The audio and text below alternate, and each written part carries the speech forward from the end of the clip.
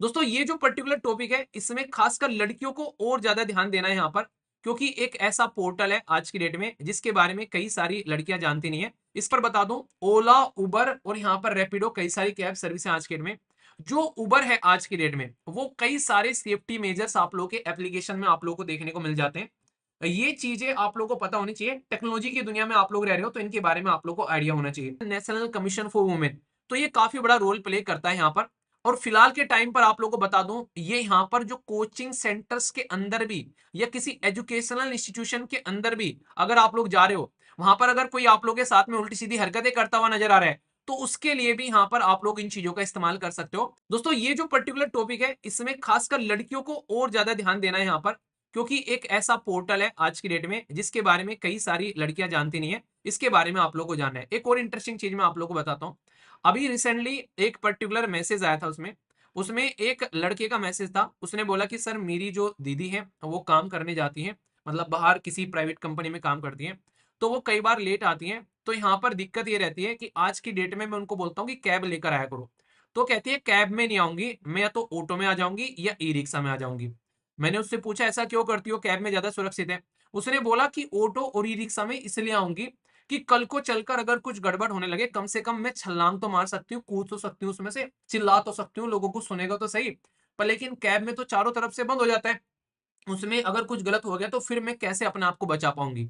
मतलब ये सुनकर मैं हैरान हो गया कि आज की डेट में किस लेवल पर यहाँ पर लड़कियां जो हैं वो अपने आप को सेफ रखने के लिए क्या क्या सोचती हुई नजर आती हैं। सोच के देखो आप लोग यहाँ पर कि वो किस लिए कैब और ऑटो यूज कर रही है। पहले मुझे लगा कि यार पैसे की दिक्कत होगी, पैसे बचाने के लिए, पर सिचुएशन आप लोग समझने की कोशिश करो।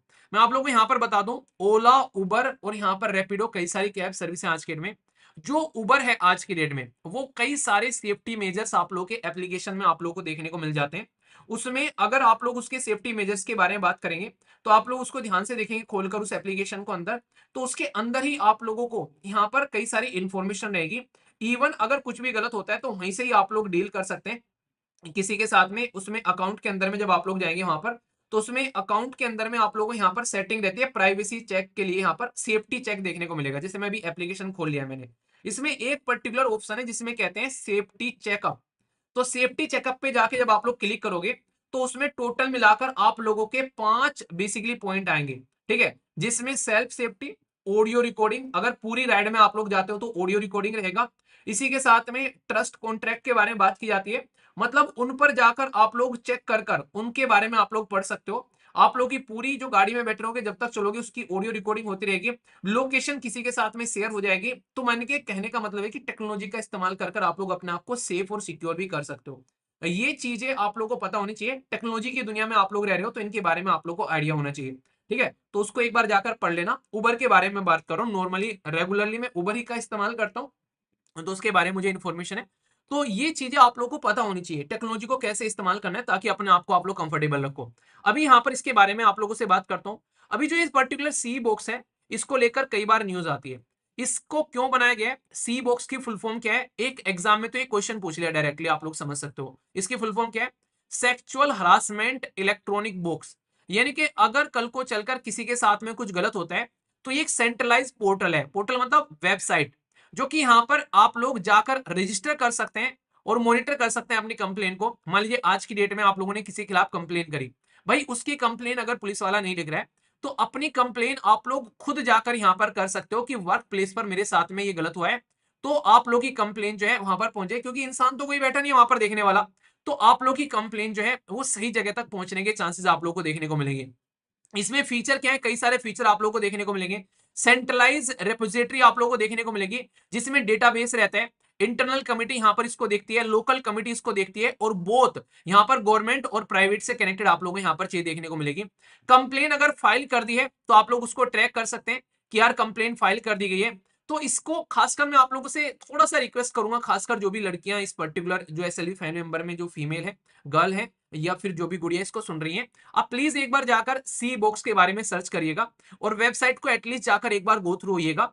क्योंकि फ्यूचर में आप लोगों को पता होना चाहिए एटलीस्ट अगर किसी के साथ में आप लोग कुछ भी शेयर नहीं कर सकते हो तो यहां पर जाकर एटलीस्ट आप लोग अपनी कंप्लेन कर सकते हो, इतना तो कर सकते हो ना। तो ये आप लोगों को पता होना चाहिए। टाइम बाउंड प्रोसेसिंग आप लोगों को देखने को मिलेंगी टाइमली मैनर में, ताकि यहां पर आप लोगों का जो प्रॉब्लम है, समस्या है, उसका समाधान मिले। इसके चलते फायदा है। ऑब्जेक्टिव और बेनिफिट क्या है, ये एक तरीके से इफिशिएंट और सिक्योर प्लेटफॉर्म है, जो कि वर्क प्लेस पर अगर कोई भी कुछ गड़बड़ी करता है और आप लोगों को लग रहा है घर वालों को बताएंगे, तो घर वाले हो सकते हैं बोल दे जॉब रहने दे, जॉब मत कर दो। घर वाले टोटल तुरंत इमीडिएटली आप लोग को बोलेंगे कि जॉब रहने दो, जॉब लेकर क्या करोगे। तो आप लोग को इसके बारे में जरूर पता होना चाहिए, ठीक है। तो रिड्रेस कैसे करना है, अगर कोई ऐसी कंप्लेन है यहाँ पर, उसके बारे में सारी चीजें आप लोग को यहाँ पर प्रोसेस होती नजर आएगी। और सबसे बड़ी बात क्या यहाँ पर, women and child development ministry यहाँ पर वो एम्फेसिस देती है इस इनिशिएटिव के बारे में, कि ये ज्यादातर लोगों, खासकर उन लड़कियों को पता होना चाहिए जो बाहर वर्किंग वुमेन है। क्योंकि कुछ ना कुछ गलत अगर कोई बाहर है तो उसके साथ में नॉर्मली कहीं ना कहीं, या तो ऑटो में, या कहीं बस में जा रही है, या ट्रेन में जा रही है, कहीं मेट्रो में जा रही है, मेट्रो में नहीं तो ऑफिस के अंदर में, या तो कोई कलीग होगा या कोई बॉस होगा, कोई ना कोई उल्टी सीधी हरकतें कुछ ना कुछ करता हुआ यहाँ पर नजर आता है। तो इसलिए इसके बारे में स्कोप और कवरेज क्या है, सीबोक जो है वो एनकरेज करता है कि जो भी यहाँ पर बोथ गवर्नमेंट में हो चाहे प्राइवेट सेक्टर में आप लोग काम करते हो, तो यहाँ पर इसका पॉजिटिव इंपैक्ट देखने को मिला कि अच्छे से इसके द्वारा कवर किया गया है। और इसमें सबसे बड़ी बात क्या यहाँ पर, जो हमारे देश के अंदर में आप लोगों को बात है नेशनल कमीशन फॉर वुमेन, तो ये काफी बड़ा रोल प्ले करता है यहाँ पर। और फिलहाल के टाइम पर आप लोगों को बता दूं, ये यहाँ पर जो कोचिंग सेंटर्स के अंदर भी या किसी एजुकेशनल इंस्टीट्यूशन के अंदर भी अगर आप लोग जा रहे हो, वहां पर अगर कोई आप लोग के साथ में उल्टी सीधी हरकतें करता हुआ नजर आ रहा है, तो उसके लिए भी यहाँ पर आप लोग इन चीजों का इस्तेमाल कर सकते हो। इसको लेकर कुछ दिनों पहले अभी नेशनल कमीशन फॉर वुमेन ने कंसर्न दिखाया था कि जो कोचिंग इंस्टीट्यूशन है वहां पर भी लड़कियों के साथ में कई बार उल्टी सीधी हरकतें होती हुई नजर आती हैं। तो इसमें आप लोगों को पता होगा कि किस तरीके से, देखो जो लड़की हैं वो सारी चीज समझ रही हैं, यहाँ पर क्या क्या उनके साथ में हुआ है ये मुझे एक्सप्लेन करने की जरूरत नहीं है। और जो लड़के हैं वो भी समझ रहे हैं, क्योंकि वो भी उसी सिस्टम का पार्ट है यहाँ पर। तो इसलिए आप लोग यहाँ पर, जब आप लोग को पता है सारी चीजें, तो इनको लेकर आप लोग कुछ ना कुछ अपने आप को पहले से सिक्योर कर सकते हो। क्योंकि मैं अभी बताऊं यहाँ पर, ये यहाँ पर बताया गया कि वर्क प्लेस जो है जिस तरीके से प्रॉब्लम फेस करनी पड़ती है, इसमें 31,000 कंप्लेन जो है ये यहाँ पर अभी क्राइम की देखने को मिली वुमेन अगेंस्ट, जो रिसीव की गई यहाँ पर ये नेशनल कमीशन फॉर वुमेन के द्वारा। इसके चलते 54 कंप्लेन जो है वो यहाँ पर देखने को मिली उत्तर प्रदेश से, दिल्ली से देखने को मिली 54% यहाँ से थी, जिसमें दिल्ली, महाराष्ट्र, बिहार और हरियाणा, यानी कि ये सारे के सारे आप लोगों को यहाँ पर ये हब देखने को मिलते हैं जहां पर इस तरीके की हरकतें निकल कर आती हैं। और सेम कंडीशन जब हमारे देश के अंदर में 1997 में एक महिला थी जिसका नाम विशाखा, भाई वो लड़ रही थी रेप, एक तरीके से जो समाज में रेप होते हैं उनको रोकने के लिए।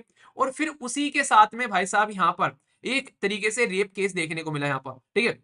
उनका खुद का वो एक सोशल वर्कर थी, इस तरीके की चीजों के साथ में लड़ती थी राजस्थान के अंदर में, जिनका अगर पूरा नाम आप लोग सब पढ़ोगे, इनका नाम था बनवारी देवी। तो बनवारी देवी जी के साथ में यहाँ पर गैंग रेप यहाँ पर किया गया, ये कंडीशन देखने को मिली।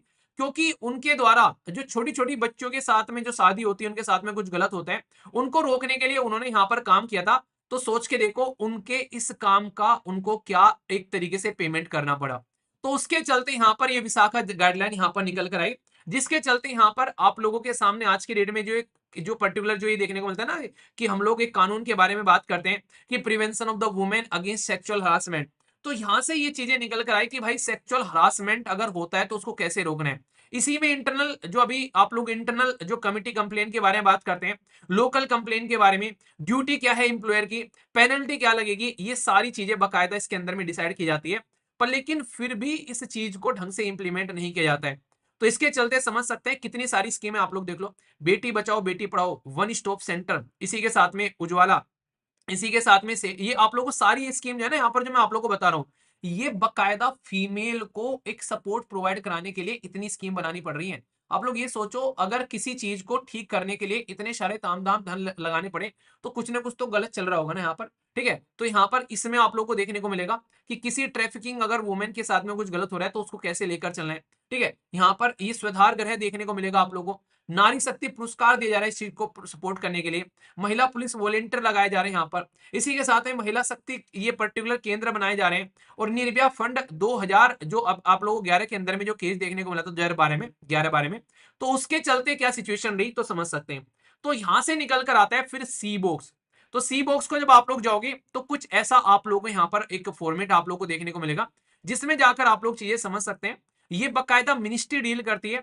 ताकि कुछ भी ऐसी हरकतें यहाँ पर रहे और डायरेक्टली आप लोग यहाँ पर कंप्लेंट कर सकते हैं इस पर्टिकुलर सिस्टम के अंदर में जाकर। तो इसीलिए इसको थोड़ा सा आप लोग ध्यान से सुनिएगा। और ये मुद्दे ऐसे नहीं है, ये इतने खतरनाक मुद्दे हैं। 2014 में यूपीएससी ने बकायदा इस चीज को लेकर क्वेश्चन बनाया कि सेक्सुअल जो violence against the women in the country में देखने को मिलता है, जबकि दुनिया भर के कानून है, लीगल प्रोविजन कितने बता दिए मैंने अभी आप लोगों को, है कोई कमी? पूरा का पूरा स्लाइड भरी पड़ी है। फिर भी यहाँ पर आज की डेट में हम लोग इन चीजों के साथ में डील नहीं कर पा रहे हैं।